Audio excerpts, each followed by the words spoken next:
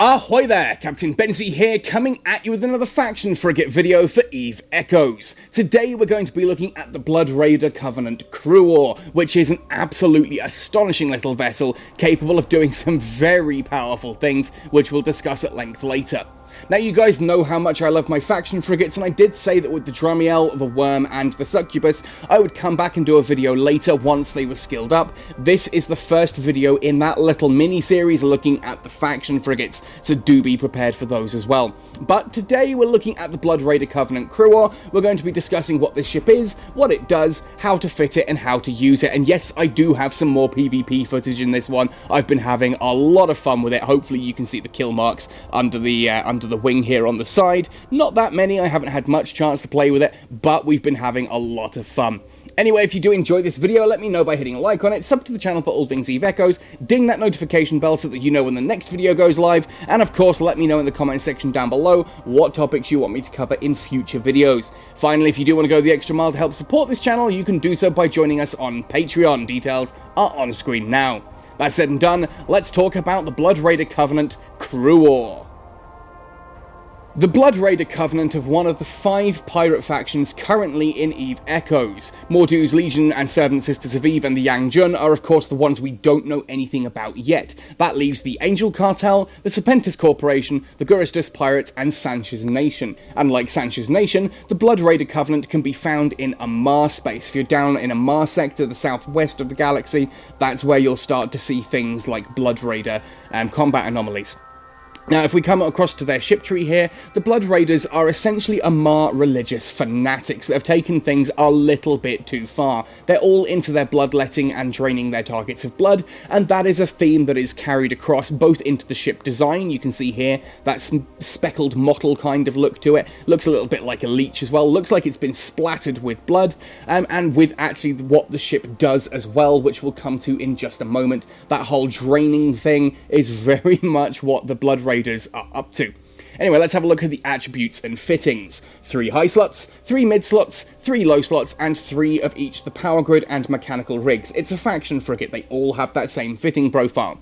Defensively speaking, 4,216 is pretty good for a frigate of this size, and you should be able to see that most of that is in the armour there. 1,283 on armour, 1,162 on structure, only 890 on shield. Very much an armour tanked frigate.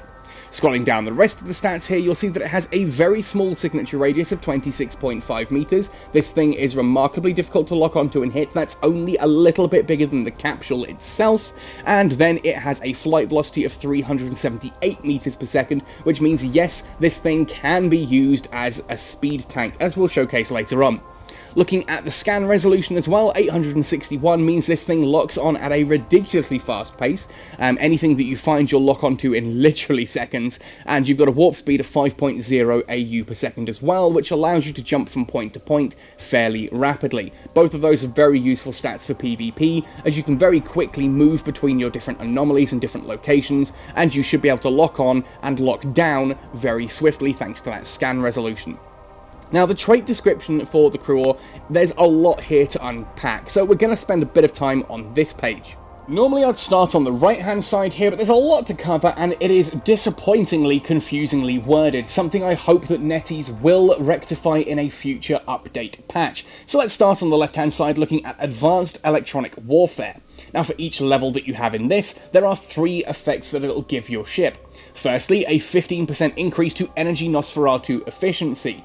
Efficiency in this case is the amount of energy that it transfers. That's a really weird way of wording it, especially once you consider that Energy Neutralizer strength is used just below. I don't know why that's not given as Energy Nosferatu strength, or transfer amount, but there we go. That's what it is. It's the amount of energy transferred. 15% increase per level, up to a 75% increase in total, which makes Energy Nosferatus incredibly useful on the Blood Raider ships, as we'll see later.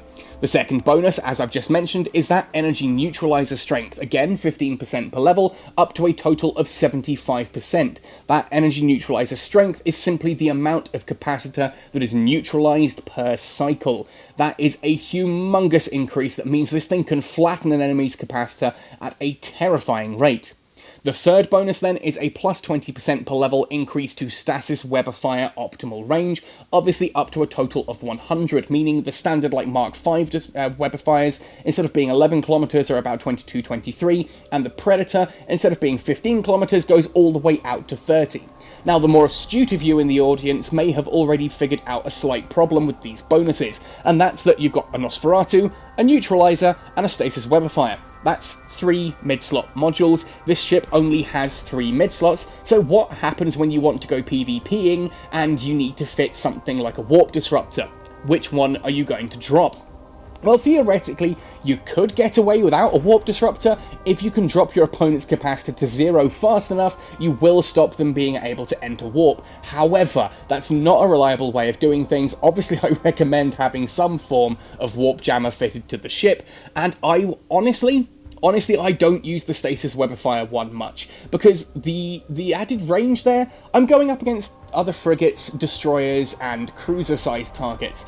The ability to slow a ship down isn't overly important. Yeah, okay, there are some frigates that might be able to disengage if you don't have a web, but simply put, you know what? Those are frigates that are usually fit with a micro-warp drive, and simply put, they're going to be able to get out of range with a micro-warp drive, regardless of whether or not you have a Stasis Webifier. So to me, the Webifier is the weakest link on this, and I tend to lean more into the Energy Nosferatu and the Neutralizer. I go full cap warfare, and don't worry too much about the Webifier. That's what I swap for the Warp Disruptor, and we'll see more on that later anyway. Advanced Frigate Command, each level you have in that is a 20% increase to small laser damage, plus 100% when fully trained, meaning you go from theoretically having 3 turrets all the way up to having like 4.5, which is a massive DPS increase, and a 7.5% increase to small laser tracking speed, obviously 37.5 at full skill, means that your lasers track the target that little bit better, so you can go at sort of faster speeds adjacent to your target and still be able to hit. The roll bonus of the Cruor, and indeed of any of the Blood Raider Covenant ships, is very confusingly worded. This is a big problem, and one I'm really hoping that they change, but to explain it in the meantime. Essentially, you should have watched the video I've put out on how capacitors work by now. If you haven't, I do strongly recommend it, especially if you're considering looking into the Cruor, and especially the latter part of that video on capacitor warfare. Now, essentially, I ran some tests in EVE Echoes and conclusively proved that yes, how Nosferatus work. Basically, you can drain an enemy's ship of capacitor as long as their capacitor has a higher percentage than yours does. If you are in a cruiser with 30% capacitor, you can drain a frigate as long as that frigate has higher than 30% capacitor. Obviously, this then balances out at a midpoint. If you are draining someone down and you get them down to 50% and you're at 50%, they're no longer lower than you. The capacitor, the Nosferatu, stops working. That means that you can never neutralize someone with a Nosferatu, and you can never fully get yourself back to 100% with a Nosferatu, unless you're in a Blood Raider ship. That is what this roll bonus here does. It means that even if your capacitor is higher than theirs, you can continue to use the Energy Nosferatu. My capacitor can be sitting at 95% and yours sitting at 10%, and that Nosferatu will continue to drain and empty your capacitor into mine. That is what the Blood Raider Covenant roll bonus does, and it is a vital aspect of how these ships work. Now, before we get too far into the fitting, I want to give a humongous shout out and thank you to Toby, my resident frigate shipbuilder, for supplying this Cruor. Now, for those angry industrialists in my comment section down below, yes, I do pay Toby. I pay the manufacturing cost, I pay for the materials, I pay for the blueprint, I even pay for the contracting fees, and then give a tip on top of that. Toby is just incredibly kind in not demanding that I pay the absolutely ludicrous fees that you would pay for going to Jita. People charge so much for ships on the market, it's absolutely unreal. So anyway, thank you ever so much to Toby for fulfilling my faction frigate fancies. Oh god, that's terrible. Anyway, so of course, the Cruor relies heavily on using the Energy Nosferatu and the Energy Neutralizer. This means there's going to be a different fit for PvE and for PvP, simply because there's no point having an Energy Neutralizer in PvE, because PvE rats have infinite capacitor. You can get you and 99 of your mates to apply energy neutralizers to a pirate ship, and it will still be able to fire its lasers without any questions asked. Trust me, we've tested this. Not with 100, but we've tested it and shown that yes, they do have infinite capacitor. So what we're looking at on screen here is the PvP Prowling build that I use, and that of course relies heavily on the Neutralizer and the Nosferatu. That means we're going to be going, you guessed it, up close and personal. I promise those t-shirts are on the way. Anyway, the high slots then of course are Corpi C-type small pulse lasers. The reason we've gone for pulse lasers is that higher damage. If we're going to be in energy neutralizer and Nosferatu range, we may as well go for guns that support that, and thus the pulse lasers are our better option. They are nice and fast tracking, they are a good enough optimal range for the range we're going to be sitting at. Obviously we want to be about the 4 to 5 kilometer range. These have an optimal range of 5.83 thanks to me having laser skills. That means the highest DPS here, 107 DPS, at that very short range is still going to be efficient because that is where I'm going to be wanting to sit. Now for the mid slots, of course, the first one is that interruptive warp disruptor. We need some kind of warp jammer. Obviously I'm looking forward to when they add warp scramblers. Those would be what I upgrade to if they're what I anticipate, and warp scramblers are the shorter range, high power version that also shut off micro warp drives. That's my hope. That's what I'm looking forward to. If those are added in the November update, and it is, as I've just said, a Warp Scrambler is going to be better than a Warp Disruptor. But for now, Warp Disruptors are all we have in the way of points for locking someone down, therefore a necessity for PvP. An interruptive for me is worth going for that warp jammer strength of 2. This is the cheapest version that we can use right now that has a warp jammer strength of 2. Obviously Mark 9s do have a jammer strength of 2 as well, but we can't use those until we're at tech level 9. Interruptive warp disruptive warp jammer strength 2 means I can lock down targets that have fitted minor warp stability, like absolute cowards. That said as well, obviously things like the Shan Yu Destroyer, if I come up against one of those, that's got an inbuilt warp stability of +1 anyway, so that allows me to lock it down even if they haven't fit warp stabilizers.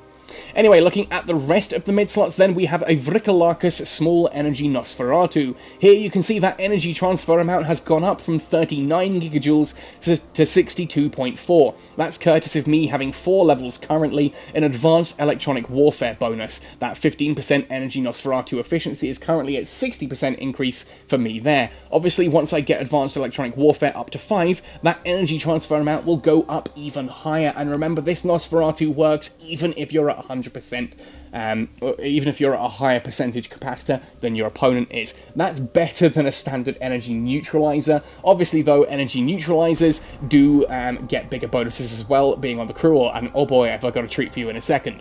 Optimal range of 4 kilometers, accuracy fall off of 2, means we are definitely going to be in the range with the pulse lasers. The pulse lasers are going to be in the same range as the small energy Nosferatu here. Those twin together nicely. Nice, sharp, close orbit means we are able to use those quickly, efficiently, and effectively. Now, the third mid-slot is where the surprise comes in. That is a Caltrop Medium Energy Neutralizer. Yes, a medium energy neutralizer. Neutralization amount of 338 gigajoules every 12 seconds, with an optimal range of 8 kilometers and an accuracy fall-off of 4. This means whilst I am moving in to engage, I can start neutralizing from a distance. When I am at the range I want to be to start firing my lasers and using the Nosferatu, ultimately this is still going to be working. There's no kind of tracking speed on a neutralizer. If you're within that optimal range, it is just as good as if you are at exactly that optimal range. So me sitting at 4 to 5 kilometers isn't a problem. And that whopping activation cost of 163 gigajoules is countered by the fact that that Nosferatu transfers so much. And the Nosferatu does transfer faster than this goes. I think it's, what, 4 or 5 seconds? 4 seconds on the Nosferatu, so this is activating 3 times at 62.4 gigajoules, whereas the neutralizer activates once every 12 seconds for 163 gigajoules of cost. You can work the math there. That is more than required, and you can see I am capacitor stable. As I said, this just means that when I'm moving into engage, once I hit about the 16 kilometer mark, I can activate the neutralizer and start hitting them quickly and effectively to start taking that capacitor down. Once I'm up close and personal, this is hitting for severe capacitor damage. That and the neutralizer, I will flatten an enemy ship's capacitor in no time at all. Anyway, that power grid is big enough, but it does require us in the rigs here to go for at least an ancillary power grid router 1. That is enough there just to take us up to enough power grid to fit that. You might actually get away with the prototype version. I didn't get a chance to test the prototype one, so I didn't have one lying around. And again, if you do have Frigate Engineering up at Expert 5, that might be enough too. I'm not quite at Expert 5 yet, but there we go. Anyway, for the low slots then, of course, an afterburner helps us maintain a good speed in those orbits, those nice tight close-up orbits. So we are going to have a high angular velocity, and basically we go speed tanking with this thing. And obviously being speed tanking the micro warp drive, we don't want the signature radius penalty. And then for tank here, because I am very close, I am taking a lot of damage, I've gone for a Corpi C-type small armor repairer. This one obviously very efficient on the capacitor requirements there.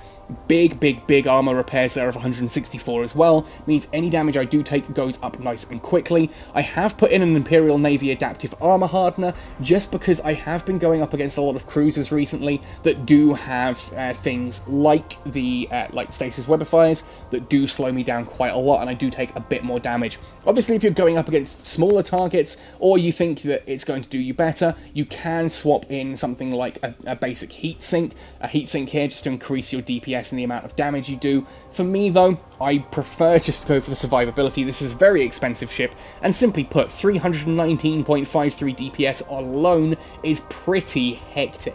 That's a lot of DPS for a ship this size. You can buff that up higher using a heatsink, but I prefer personally to have the adaptive armor hardener in there just to keep my resistances that little bit higher as well. Capacitor stable, high damage, and we flatten their capacitor in seconds.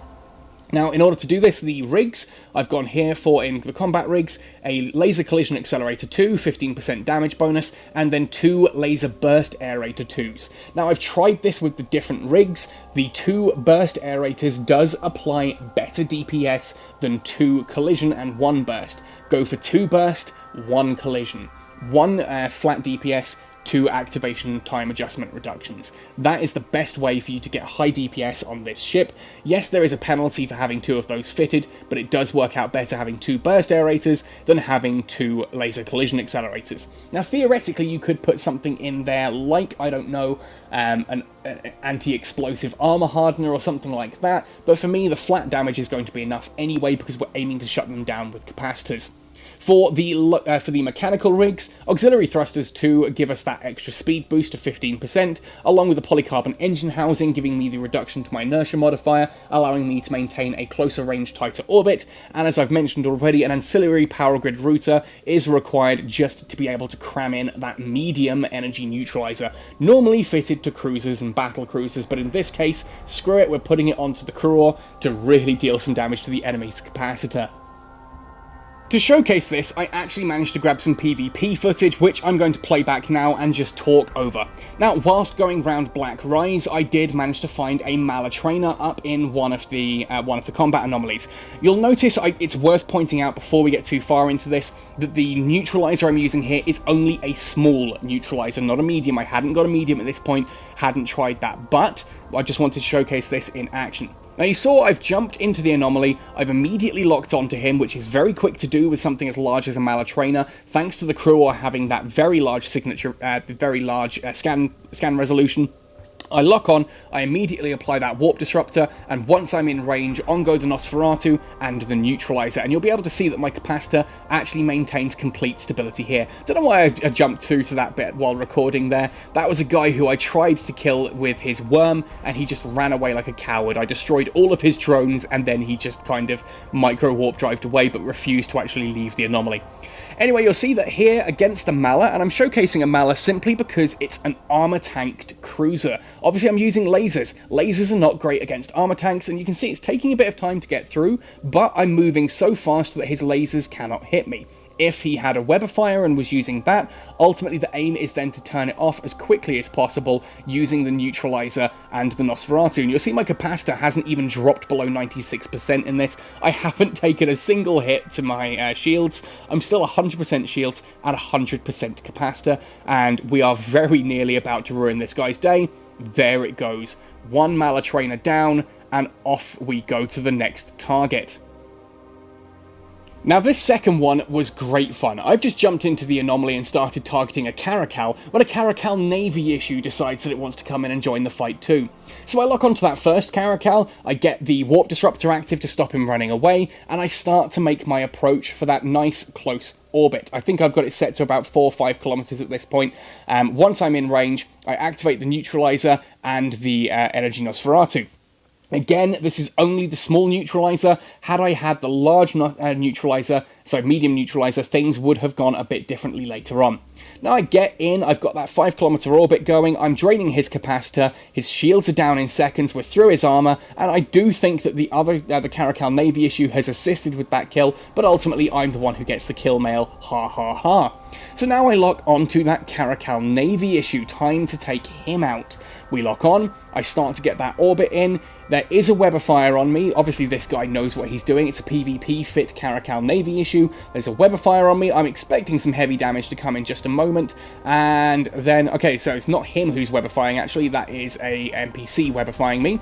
He's still yellow boxing me, that's going to go red in just a second. I've managed to get him down to about a third of his shield when he finally locks on and activates his modules. Warp Disruptor on me, Nosferatu on me, that is a medium-sized Nosferatu, and no web of fire though. Interesting choice there. So he does cut through my shields in seconds, but again, this is an armor tank. So I'm now looking at my options for escape and just checking to see how things go. I've got my armor tank modules running, they are repairing, but I'm not convinced that that is a fast enough repair speed for me to actually be able to take this Navy issue out. It might have been possible, but looking at my capacitor, I'm not really willing to risk it. So I move towards that distant point. Once I'm out of range of the Warp Disruptor, I do then consider my options again. My shield is now recharging, my armor's back at full, my capacitor is too low, I'm not going to re-engage, so I activate onto that planet and I warp out. Because I'm outside of Warp Disruptor range now, I can escape. It's not worth the time to try and fight this one. Now before we talk about PvE ratting, there is something that I need to get off my chest here, so please bear with me for a moment of ranting. If you are going PvE ratting in lowsec or nullsec, then you should 100% be fit for PvP, because PvP can happen in those areas. The amount of times I've blown someone up in an anomaly and they've given me a super salty response in DMs, like, oh, that's so unfair, had I been here with my stasis web of fires and my PvP fit, I would have been able to take you on. I'm in my glass cannon fit, that's so unfair. The amount of times I've seen people on Facebook, on Twitter, on Discord, all of these kind of things, getting super upset that someone jumped into their anomaly and took them out, and that's not fair because I wasn't in my PvP fit. You're in a PvP-enabled area. You should always be in your PvP fit. If you're using a glass cannon build to complete anomalies, then ultimately expect someone like me to jump in and ruin your day at a moment's notice. I'm actually not going to showcase a direct PvE fit here, simply because there is no point on a Cruor. A Cruor, the build I've showcased already, is fine for doing PvE. It can do anomalies up to tier 7 large and tier 8 small. It can do that using that PvP fit. Ultimately, you can, if you decide to, at this point, swap out that energy neutralizer for something like an interruptive stasis web of fire, simply if you're going up against anything that has high-level elites. High-level elites may be the fast-moving frigate types, and having something that at 23 kilometers can drop their speed by 57% can be very useful just to stop those elites from running away from you. But otherwise, I stick with that same fitting. I'm still planning for the fact that PvP can happen at a moment's notice. And I'm going to swap back to the neutralizer, even though the neutralizer doesn't work in PvE, just to showcase that this fit that I'm showcasing here is viable in PvE. So to showcase this in effect, I'm jumping into a tier 7 Angel small anomaly, just because it was the first one that was on hand. Let's jump in and give this one a go. So we arrive on site. First thing, of course, I do is I lock on to absolutely everything. I figure out which is the smallest, squishiest target, and I set my orbit, activating my afterburner as we do. And we're going to get in nice and close for that 4 or 5 kilometer orbit range there. A little bit of slowdown. Hey. Getting a new phone soon though. Fortunately, that should fix a lot of the graphical issues and hitches like that little slowdown we get there. Now that we're in range, we're going to activate the Nosferatu, and we're going to activate the lasers. Now there's no point activating the neutralizer. As we've discussed, it's simply going to be a capacitor drain for me. Don't want to be doing it. I mean, heck, I'm going to put it on just for a moment to showcase that the Nosferatu does support the neutralizer, and even though that the neutralizer itself is actually doing nothing in this situation. Just to showcase that in PvP, I'm not losing capacitor at a ridiculous rate, courtesy of that Nosferatu filling me up. Obviously, I am getting hit with an energy Nosferatu here as well, but you can see my capacitor is staying nice and stable, drops to about 70, then comes back up to 80. Now anyway, let's go on to the rupture. We're going to turn the neutralizer off because there's no point having it. And you can see that at this point in time, I'm not hardly taking any damage at all. I'm an armor tank and I'm still very much in my shields because of the speed that we're moving at and the signature radius of this particular ship. Nice and easy, nice and gentle. In fact, if we zoom right out and just zoom in a little bit from there, you can see what's going on here. Orbiting that rupture at 6 kilometers, I could even get closer than that, but no real need. You can see at the top right of the screen, we're cutting through even its armor at a fairly astonishing rate. Lasers, yeah, lasers are electromagnetic damage, and half of your electromagnetic damage gets absorbed by most ships' armor, but frankly, who cares? When you've got enough damage going, you'll still cut through it. Now we're going to get ready to move on to that Cyclone. Cyclones obviously take a bit of time to go through because they've got a tank for days, but we then have a Hurricane after, and I'm still comfortably at the top level of my shield here. My capacitor sitting at 80%, not a problem at all, and I've got a Nosferatu on me. I'm not sure who's actually who's using that Nosferatu. It's the Cyclone. It is the Cyclone, so I am actually in Nos range, and it is actually draining my my capacitor. Gentle drain, admittedly. Only a Nosferatu, not a neutralizer, but we're still maintaining decent enough capacitor stability. You can see there, 80% capacitor, whilst pulling that Cyclone down shot by shot. It's going to take a while. Obviously, it's going to take a while, simply because it has a decent-sized shield tank, which admittedly the lasers cut through fairly quickly, but then it has armor tank for days as well. This is not a small ship. This is not a fragile little frigate or something. This, if you've watched my video on it, you know how tanky a Cyclone can be. But there we go. Anyway, let's zip back to the Cruor in all its beautiful glory. This does remind me, again, another Firefly reference, the first episode of Firefly when they go up against the Reaver ship, the one that slowly drifts past them in space and then joins them on the planet's surface. The Cruor really reminds me of a Reaver ship, and I think there's something about that I just really, really like. I imagine that I'm running hot with my container off and all that kind of thing. Off you go. Blood Raiders, Reavers, I mean, heck, who knows? Maybe one of them was influenced by the other. Who knows? Joss Whedon, did you steal the Reavers from Blood Raiders? And Blood Raiders, were those stolen CCP from Firefly Reavers? We may never know, because I doubt anyone from CCP or Joss Whedon himself is actually going to reply to any of my videos. There we are, though. Let's move on to the Hurricane now, and in we go. Now, I know there's a question that some of you are going to ask, but hang on, Benzie, if you're only taking damage to your shield like this in PvE, could you fit a shield booster? Well, theoretically, actually, yes. I want to say yes, you could. You could fit a shield booster, just if like me, you get a little bit uncomfortable seeing red on the screen there. You could fit a shield booster just to top that up, just for PvE, but in a PvP situation, it's going to do nothing for you. The shield tank on this thing is so small, it just isn't worth splitting the tank, and quite frankly, I would rather know that once I hit armor, I can activate both my armor modules and stay quite comfortably within the period of my armor tank there. And that's, that's kind of the point. I'd rather have two tanks that help me stay in the big area of armor, rather than only one, and just get rid of that red a little bit. Yeah, that red on the shield annoys me, but not enough that I'm actually going to neuter my ship and make it not as good as it could be. I'm also going to say it again, I do love the Gistum, the skins on this. The Hurricane, as you know, is one of my favourite ships, and pretty much the only ship larger than a cruiser that I will ever sail, and there are very few cruisers that I'll sail. But I do love the colour scheme on these. That kind of metallic gunmetal coloration is pretty cool. Anyway, that's going to jump us now back to the Cruor. We can see everything else here now has spawned. So we pick our smallest, squishiest target, which in this case is going to be a Talwar. No, we want to come off the camera here, back to our ship, please. That Talwar is going to be what we go for, so let's activate there. I've just closed off that. Now that we're on low shields, I am going to start activating my armor repairers, just on the off chance that we do go into armor. But here we are, we're now up into the Talwar.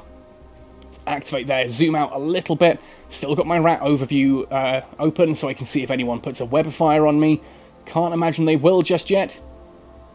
You see now, there we are, with the armor hardener on and the armor repairer on. The little incidental damage that I'm taking, well, the damage that I'm taking is very small, first of all, to the armor tank, and it's nothing that the armor repairer can't handle. In fact, let's turn the armor repairer off just for a couple of cycles to see how that actually does.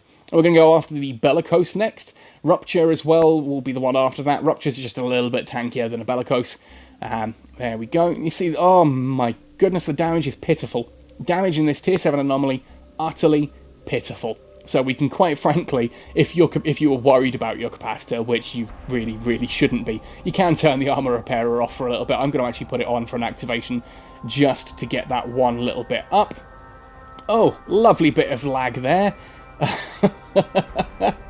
Fun times. But there we go. There we go. That's the bellicose going down in the next volley. So let's start moving towards the rupture, and so on and so forth. I'm not going to do this entire anomaly on video for you guys. You can see that this is nice and simple and working as intended. Very straightforward. This is the PvP fit that I was showcasing earlier. See there when it comes through. Same fit that we had before. This time I have got the medium neutralizer actually equipped though, whereas the PvP section I didn't. But I'm not even using it. The rest of those modules are more than enough to capably see me through most PvE encounters. Yes, you can do the first level storyline ones, like the 20 million, 25 million ones with these as well. I didn't have one available, otherwise I would showcase that. Maybe a future video I will do. Anyway, that really does wrap up everything that I wanted to say about the Blood Raider Cruor. I adore this ship, and I know a lot of you guys joke in the comment section, what ships doesn't Benzie adore? Frigates, for the most part, I love to pieces, but even then I have my preferences. And this is actually very quickly becoming my favourite faction frigate to take out, both for PvE and PvP, just because it is an absolute beast. Anyway, as I said at the beginning of this video, I am going to be updating the Dramiel, the Succubus, and the Worm videos as well, now that I'm getting more skills in them. There is a Daredevil video on the way. I am intending to move this channel a little bit more towards the frigates now, simply because I don't really have cruiser and battlecruiser skills, and I don't enjoy flying destroyers all that much. Talwar Assault, I think, is one of the few exceptions alongside the Thrasher line, but there we are. Ultimately, I am intending to go a bit more frigate-focused. There are still some cruiser and battlecruiser videos I want to do. I'm training up alts with relevant skills for those, so we're not going to... Don't unsubscribe, you're not going to lose all that content, but I do want to showcase a bit more what you can do with frigates and how powerful they can actually be. Anyway, folks, thank you for watching right the way to the end of this one. Do come find me on social media. Let me know what you think of all this in the comment section down below. Otherwise, as usual, happy sailing and hope I don't see you in New Eden in my Cruor, but otherwise, fly safe, folks. Happy sailing and see you in New Eden.